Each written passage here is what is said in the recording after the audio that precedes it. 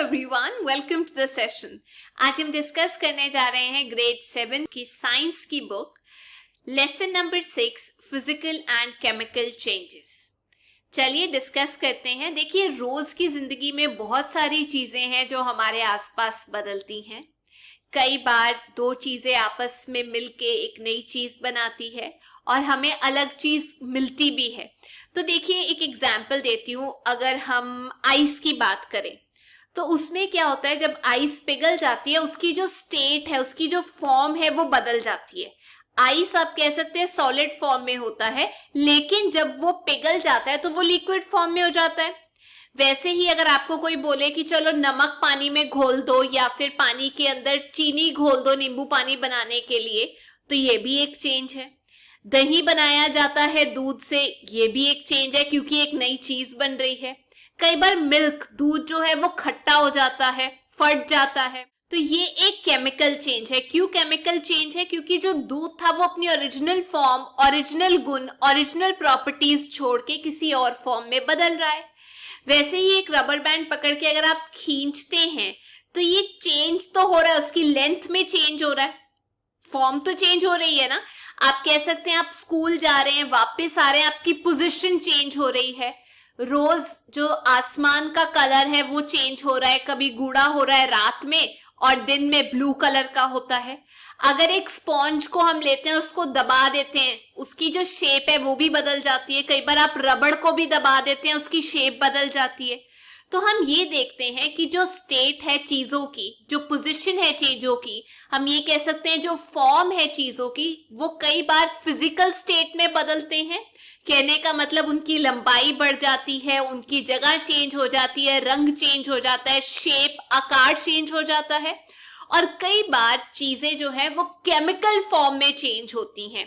इसका मतलब ये है कि आपको एक नई किस्म की चीज मिल जाती है जिसके जो गुण है, प्रॉपर्टीज हैं, वो पहली चीज के जैसे नहीं होते। जैसे दही जो दूध का बनता है लेकिन वो खट्टा होके बनता है, उसकी प्रॉपर्टीज और गुण अलग होते हैं। जब आप बटर बनाते हैं तो वो अलग चीज का बनता है, एक केमिकल चेंज हो रही है। पेपर को जब आप जला रहे हैं, हालांकि पेपर से वो ऐश में तब्दील हो रहा है, लेकिन वो एक केमिकल चेंज होता है। तो इस तरीके के बदलाव से हम ये सीखते हैं कि जो बदलाव आ रहे हैं चीजों में, वो दो कैटेगरीज के हो सकते हैं, एक फिजिकल और दूसरा होगा केमिकल चेंज। तो इस चैप्टर में हम इसे डिटेल से समझेंगे कि फिजिकल और केमिकल चेंज होती क्या है। सबसे पहले शुरू करते हैं फिजिकल चेंज। मैं एक रबर बैंड पकड़ के अगर खींच देती हूं तो रबर बैंड तो रबर बैंड रहेगा ना, सिर्फ और सिर्फ आकार में चेंज हो रहा है, लेंथ में चेंज हो रहा है, शेप में चेंज हो रहा है, चीज तो वही है, इलास्टिक ही है। तो इसीलिए ऐसी चीजें जिनके गुण नहीं बदलते पर उनकी शेप, आप कह सकते हैं साइज, पोजीशन, लेंथ या कलर, रंग बदल जाता है, उसे हम फिजिकल चेंज बोलते हैं। इसमें कोई नया पदार्थ या प्रोडक्ट नहीं बन के आता। काफी सारी फिजिकल चेंजेस जो होती हैं, अगर रबर बैंड खींचा जाए तो वापस उसी पोजीशन पे आ जाता है। पर काफी ऐसी फिजिकल चेंजेस हैं जिसमें आप ओरिजिनल प्रोडक्ट नहीं पा सकते। अगर कुछ टूट गया तो टूट ही गया। ज्यादातर चीजें अगर लंबी की जाए वापस छोटी हो जाएंगी, पोजीशन चेंज हो तो वापस वो चीज पोजीशन पे आ जाएगी, आकार में चेंज हो तो वापस वो अपना आकार ले लेता है। लेकिन काफी केसेस में फिजिकल चेंज जो है वो इरिवर्सिबल होती है, वापस नहीं जाती उसी स्टेट में। जैसे आपको एक शीट दी जाए, A4 शीट दी जाए और उसको बोला जाए कि इसको 4 छोटे छोटे स्क्वायर्स में काटो। अब 4 छोटे छोटे स्क्वायर्स में जब आप काट रहे हो, शीट तो शीट ही रहेगी ना, पेपर तो पेपर ही रहेगा, उसमें तो कोई बदलाव नहीं आया ना, उसने अपने ओरिजिनल गुण छोड़े, प्रॉपर्टीज छोड़ी। पर होगा क्या कि ये जो फिजिकल चेंज है, जब आप काट के वो 4 हिस्से जमीन पे रख रहे हैं तो वापस से उससे वो बड़ा वाला पेपर तो नहीं ना बनाया जा सकता।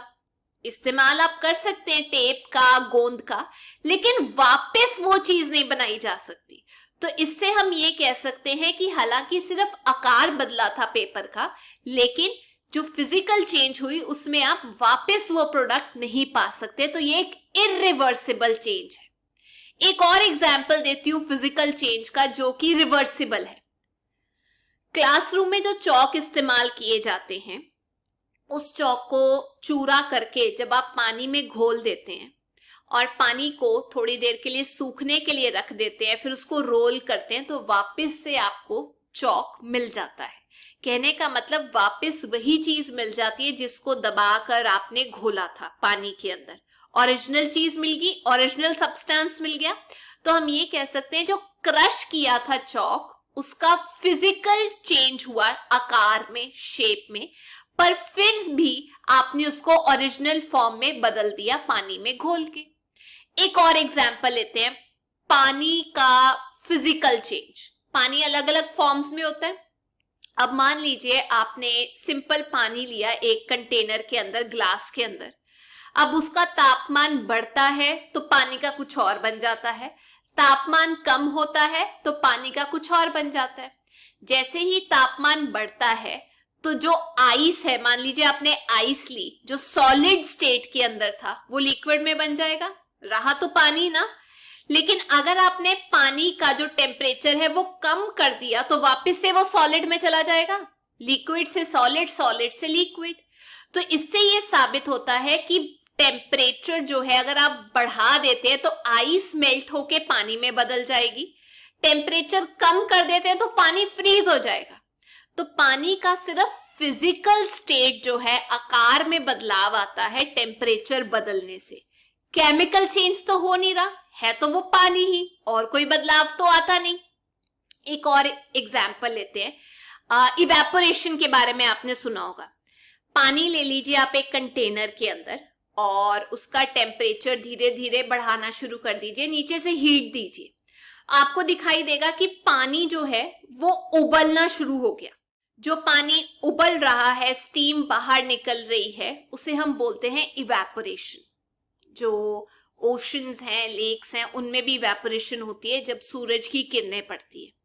अब मान लीजिए ये जो बीकर है, इससे इवेपोरेशन हो रही है और इसके ऊपर आपने एक कढ़ाई या कह सकते हैं डोंगा उल्टा करके रख दिया, तो यहाँ पे आके पानी जो है वो चिपकने लग जाएगा, छोटी छोटी बूंदें दिखने लग जाएंगी। जैसे जब सब्जी बनाई जाती है तो ऊपर लिड के ऊपर आपको पानी के छोटे छोटे ड्रॉपलेट्स दिखाई देते हैं। वो जो छोटे छोटे वाटर वेपर्स होते हैं, वाटर के जो ड्रॉपलेट्स होते हैं, जो वाटर वेपर से चेंज होके पानी की ड्रॉपलेट्स बन जाते हैं, उसे हम कंडेंसेशन बोलते हैं। सिंपल समझाती हूं। इवेपोरेशन में पानी इवेपोरेट कर रहा है, वाटर वेपर बन रहे हैं, फिर वो पैन के ऊपर जाकर अटक रहा है, तो वाटर वेपर तब्दील हो रहे हैं वाटर ड्रॉपलेट्स के अंदर। कहने का मतलब ये, पानी का तापमान जब बढ़ाया तो वो लिक्विड से गैसियस फॉर्म में बदल गया इवेपोरेशन होते होते, और फिर जब उसके ऊपर कुछ पैन रख दिया तो वो गैसियस स्टेट से वापस लिक्विड स्टेट में आ गया, वाटर ड्रॉपलेट्स में आ गया। तो ये जो है पानी का स्टेट चेंज हुआ है, लेकिन फिजिकल चेंज है, क्योंकि कोई प्रॉपर्टीज नहीं चेंज हुई थी उसकी, पानी ही था इवेपोरेशन की फॉर्म में। या जब वेपर्स जो है वो कंडेंस कर गए, ड्रॉपलेट्स बन गए, तो फॉर्म चेंज हुआ है लेकिन गुण नहीं चेंज हुए। आपने कलर बदलते हुए भी देखा होगा। मान लीजिए आप एक ब्लेड ले लेते हैं जो तीखे वाला, जिससे लकड़ या आप कह सकते हैं आयरन काटी जाती है, और एक सिजर्स के साथ आप उसको ऐसे करके पकड़ लेते हैं। मान लीजिए ये आपने ब्लेड लिया और इसको ऐसे करके पकड़ लिया, नीचे से आप लैंप से हीट प्रोवाइड कीजिए और उसको लटकने दीजिए, दूर रखना हाथ जल ना जाए। उसका जो रंग है वो बदल जाता है, खासतौर पे वो वाली साइड पे जो आग के ऊपर थी, उसका जो रंग है वो बदल जाता है ऑरेंज या रेड कलर में, क्योंकि वो गर्म हो रहा है। लेकिन जैसे ही आप उसको साइड पे रखते हैं, फ्लेम से हटाते हैं, तो वापस से वो ठंडा होके अपने ओरिजिनल कलर में चला जाता है। होता है कि नहीं? तो हुआ क्या? फिजिकल चेंज ही हुआ। सामान तो वैसे का वैसा रहा ना, सिर्फ रंग बदला था थोड़ी देर के लिए और वापस से उसने अपना रंग पकड़ लिया। और भी काफी एग्जाम्पल्स हैं फिजिकल चेंज के, जैसे कैंडल्स जब आप जलाते हैं तो वैक्स जो है वो मेल्ट हो रही है, फिर वैक्स को इकट्ठा करके धागा डाल के आप कैंडल बना सकते हैं। वैसे ही जब आप मेटल की वायर्स बनाते हैं, एक शीट है मेटल की, उसको तोड़ के उसकी वायर्स, शीट्स या पतला पेपर फॉइल बनाते हैं, उस सबको इकट्ठा करके वापस आप शीट बना सकते हैं मेटल की हीट करके, या आप कह सकते हैं मैग्नेटाइजेशन ऑफ आयरन। आयरन के ऊपर अगर आप मैग्नेट जोड़ देते हैं तो उसके बाद जब मैग्नेट को हटाते हैं तो वो अपनी प्रॉपर्टीज तो नहीं ना छोड़ता, आयरन तो आयरन ही रहता है। या फिर एक पेपर को जब आप गीला करते हैं उसके बाद सुखा देते हैं, पेपर तो पेपर ही रहता है ना। तो ये सब थे एग्जाम्पल्स फिजिकल चेंज के, जिसमें जो गुण है सिर्फ वो नहीं चेंज होते, लेकिन आप कह सकते हैं स्टेट चेंज होती है। सॉलिड आइस से लिक्विड वाटर, लिक्विड वाटर से वाटर वेपर से वाटर ड्रॉपलेट्स, लेंथ चेंज होती है, लंबाई, पोजीशन चेंज होती है, जिसमें आप कह सकते हैं आप घर से स्कूल जा रहे हैं, स्कूल से घर आ रहे हैं। रंग में चेंज होता है, आकार में चेंज होता है, इसे हम फिजिकल चेंज कहते हैं। कई बार आप वापस वो प्रोडक्ट पा सकते हैं, हासिल कर सकते हैं जिसको चेंज किया था, कई बार ऐसा नहीं होता। तो रिवर्सिबल भी है, इरिवर्सिबल भी है। तो इसके क्या क्या कैरेक्टरिस्टिक्स हैं? 3 है। सिर्फ फिजिकल प्रॉपर्टीज चेंज होती हैं फिजिकल चेंज में। दूसरा, कोई नया प्रोडक्ट नहीं बनता, कोई नई चीज नहीं बनती इस चेंज में। और तीसरा, ज्यादातर फिजिकल चेंजेस जो है वो रिवर्सिबल होती हैं। कहने का मतलब वापस आप ओरिजिनल प्रोडक्ट पा सकते हैं काफी हद तक, लेकिन कुछ केसेस ऐसे भी हैं जो रिवर्सिबल नहीं होते। अब हम बात करते हैं केमिकल चेंज की। केमिकल चेंज का मतलब ये कि जो पदार्थ है वो अपने गुण भी बदल देता है और कोई नई चीज, नया सब्सटेंस बनता है। तो जब कोई नई चीज बन गई, आप ये सोचिए आप केक बना रहे हैं, बैटर इकट्ठा किया, बेकिंग सोडा, मैदा, ये सब, ऑयल, अंडे, जो दही फेंट के डाला, उसका केक बन गया। अब बदलाव हुआ है, अब उससे आप वापस तो नहीं चेंज करके बैटर सूखा अलग कर सकते हो, मैदा, आटा, दही, तेल, नहीं हो सकता ना। एक नया प्रोडक्ट बन गया। तो हम ये कह सकते हैं कि बहुत सारी केमिकल चेंजेस जो है वो इरिवर्सिबल होती हैं, वापस आप ओरिजिनल प्रोडक्ट नहीं पा सकते। फिजिकल के केस में अलग था, ज्यादातर फिजिकल चेंजेस रिवर्सिबल होती हैं, आप वापस वो चीज हासिल कर सकते हो। अब जैसे मैं एग्जांपल दूं, पेपर अगर बर्न हो रहा है या लकड़ बर्न हो रही है, जल रही है, या आप फ्यूल, कोयला, पेट्रोलियम, लकड़ को जला रहे हो तो उसके एशेस बन जाएंगे।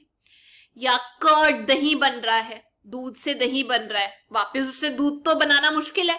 या आयरन को जंक लग जाता है तो बड़ा मुश्किल है वो अच्छी वाली आयरन वापस हासिल करना। तो चलिए इसको, केमिकल चेंज को हम अच्छे से समझते हैं एक बार। आप क्या कीजिए, सिंपल केस, एक एग्जाम्पल दिए, मैग्नीशियम का एक रिबन ले लो, पतला सा एक स्ट्रिप ले लो मैग्नीशियम की, एक पकड़ने वाला उसको थोंग ले लो, चिमटा टाइप, और नीचे से लैंप जला दो ऐसे करके, और एक ले लो ब्लू और रेड लिटमस पेपर। अब वो मैग्नीशियम स्ट्रिप जो कम से कम 10 सेंटीमीटर की है, आप क्या करो, उस स्ट्रिप को जलाना शुरू करो, उसको पकड़ लो ऐसे करके, ठीक है, और उसको जलाना शुरू करो। तो आप ये देखोगे कि जैसे ही आप उसको जलाओगे, जैसे पटाखे चलाते हुए अलग किस्म की लाइट आती है, तो वैसे ही मैग्नीशियम का जो रिबन है, जब आप उसको जलाओगे तो उससे वाइट कलर का फ्लेम आता है और नीचे जल के चूरा आ जाता है, जिसे हम ऐश बोलते हैं। अब वो जो चूरा आ गया रिबन जल के, उसको आप अगर आप एक ग्लास के ऊपर, शीट के ऊपर इकट्ठा कर लोगे तो उससे वापस रिबन तो नहीं बनेगा। हुआ क्या, ये रिएक्शन, मैग्नीशियम जिसे हम Mg बोलते हैं, उसको हमने रिएक्ट करवाया ऑक्सीजन के साथ। एटमॉस्फेयर में ऑक्सीजन होती है, उसके साथ वो मिला, जला, उसका बन गया मैग्नीशियम ऑक्साइड। अब जो रिबन जला, व्हाइट आग आई उसके अंदर से, और उसके बदले में हमें रिजल्ट में मिला ऐश, चूरा मिला। तो ये जो ऐश है, ये मैग्नीशियम रिबन तो है नहीं, और एक नया प्रोडक्ट भी बना जिसे हम मैग्नीशियम ऑक्साइड बोलते हैं। वो जो सामान हमें मिला उसे मैग्नीशियम ऑक्साइड बोलते हैं। तो कहने का मतलब ये क्या है, एक केमिकल चेंज है, क्योंकि एक नया प्रोडक्ट आ गया हम लोगों के पास जिसकी प्रॉपर्टीज अलग होंगी। उसमें ऑक्सीजन भी तो मिली थी।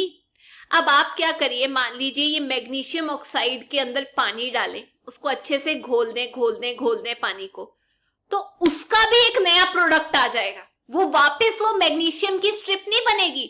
जो चूरा हमें मिला अगर आप उसको पानी में घोलेंगे तो उसका जो रिजल्ट होगा वो होगा मैग्नीशियम हाइड्रोक्साइड मिलेगा।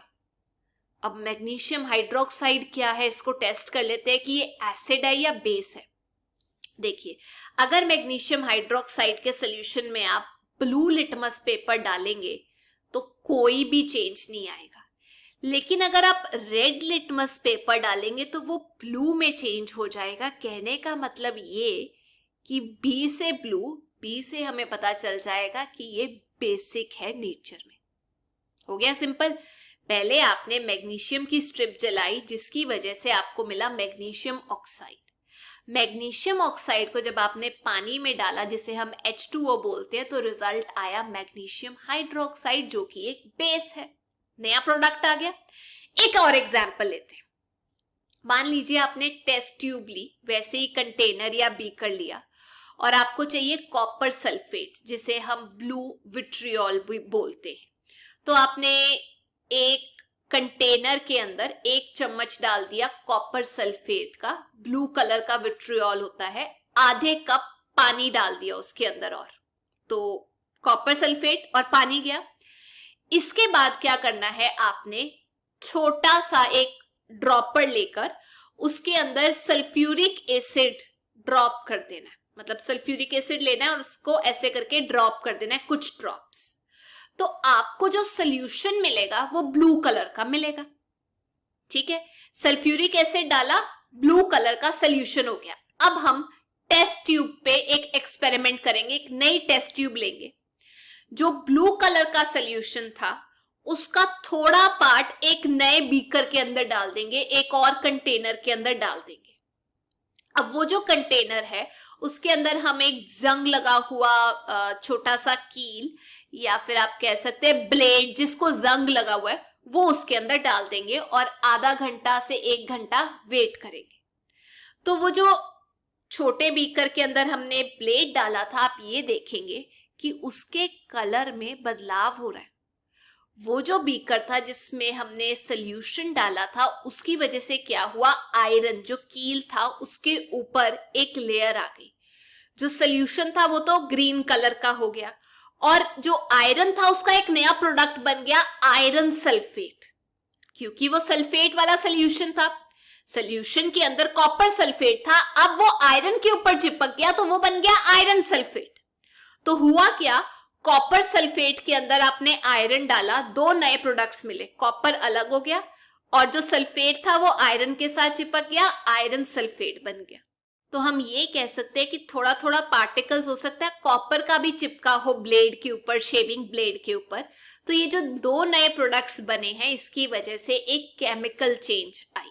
पहले एक सॉल्यूशन ने अपना रंग बदला, फिर उसके बाद जब हमने उसके अंदर आयरन रॉड डाला तो वो क्या हो गया, चेंज हो गया उसका कलर और नया एक रिएक्शन बन गया।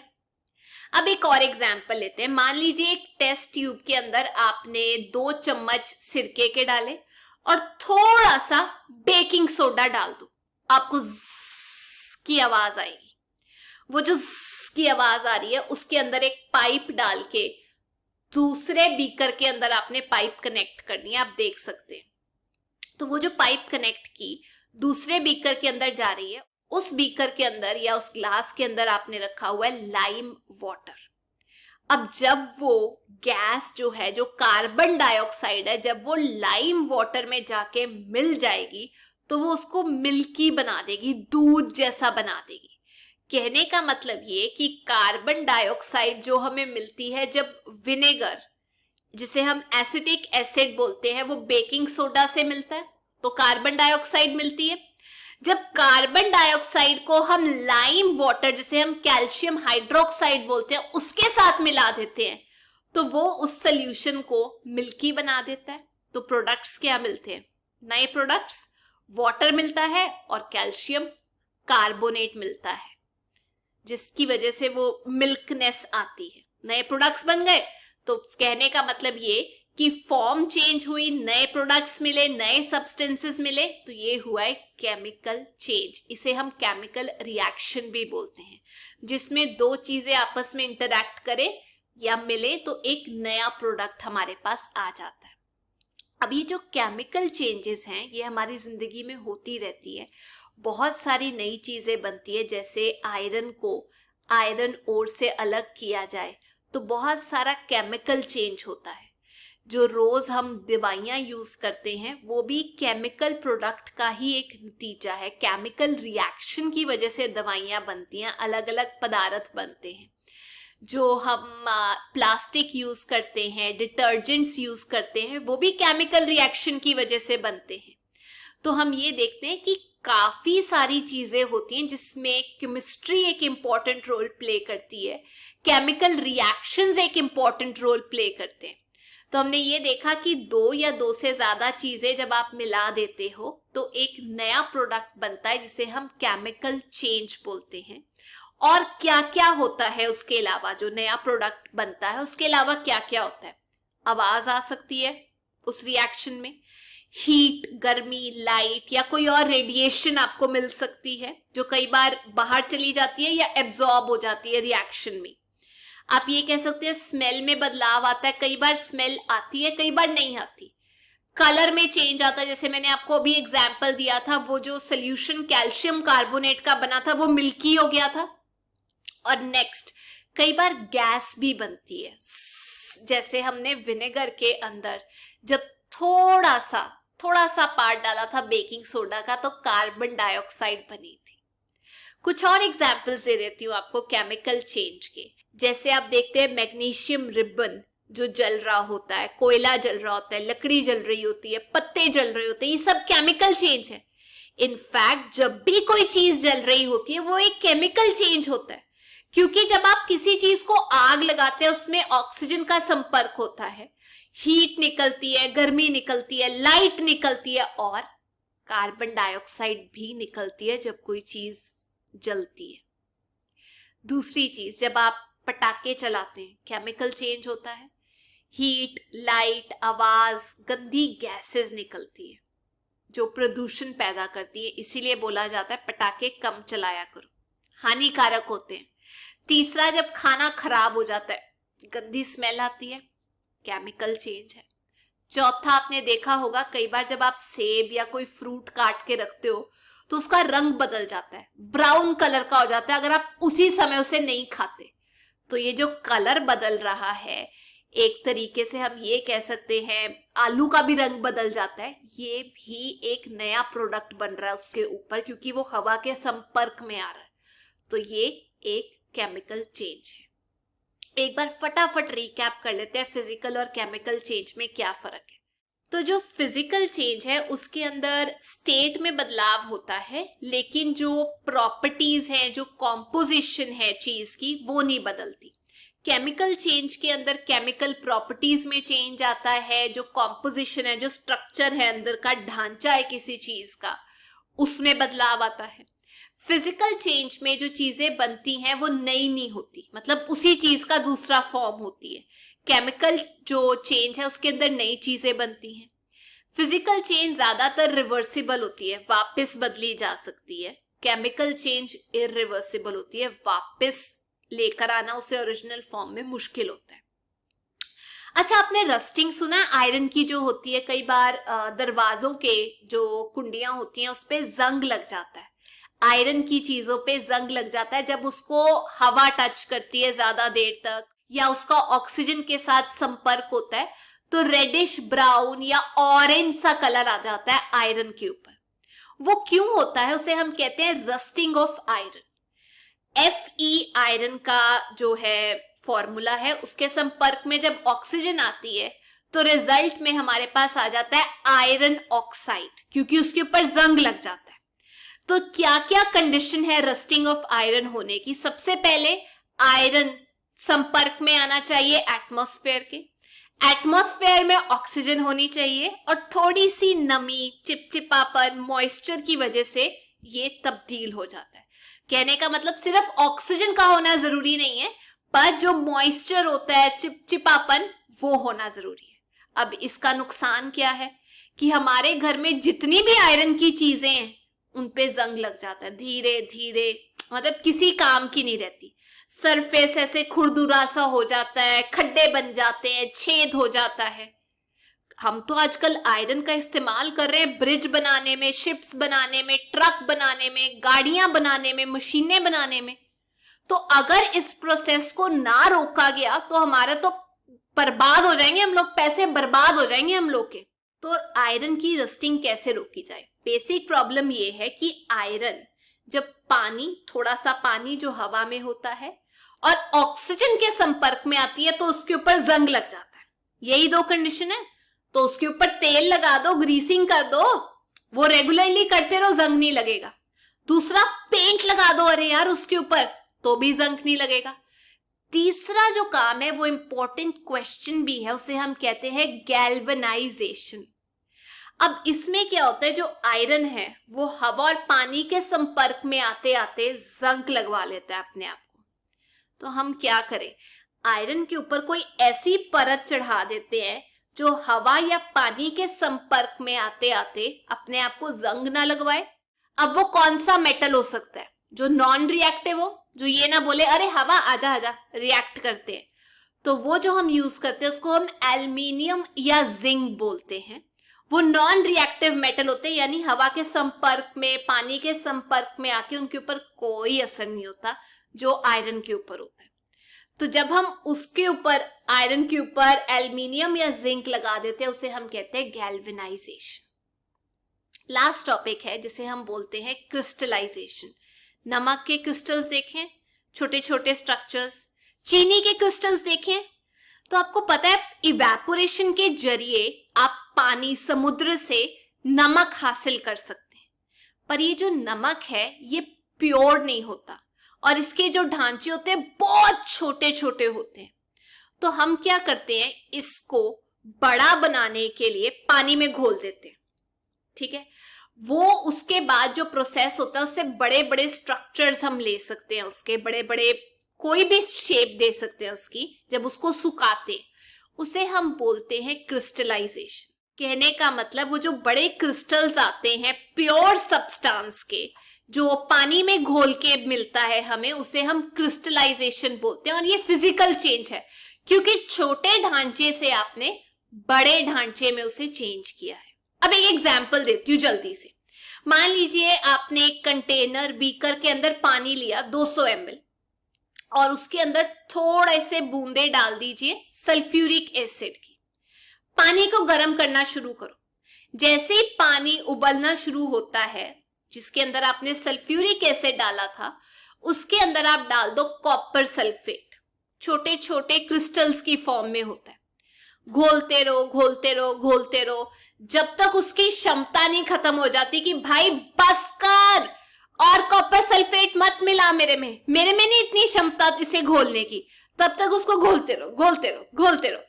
फाइनली उसको ठंडा करने रख दो और उसको जब आप फिल्टर करोगे छन्नी के साथ, एक फिल्टर पेपर भी होता है साइंस की लेबोरेटरीज में, ठंडा होने के बाद जब फिल्टर पेपर में डालोगे तो आप देख के हैरान होगे कि वो जो हमने कॉपर सल्फेट डाला था उसके अंदर, उसके वापस से ढांचे जो है वो क्रिस्टल्स मिल रहे हैं आपको। तो वापस शेप जो है उसकी चेंज हुई।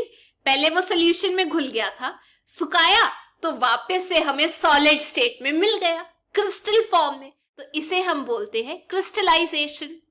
अच्छा, ये था आज का चैप्टर, पर जाने से पहले मैं आपसे 2 क्वेश्चंस पूछना चाहती हूँ।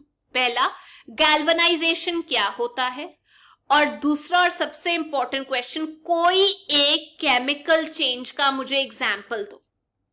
तो ये थी आज की क्लास। अगर आपको वीडियो अच्छा लगा तो make sure you like, share and subscribe. और हाँ, फॉर्मूला जरूर याद करिए केमिकल रिएक्शन में। Till then take care, bye bye.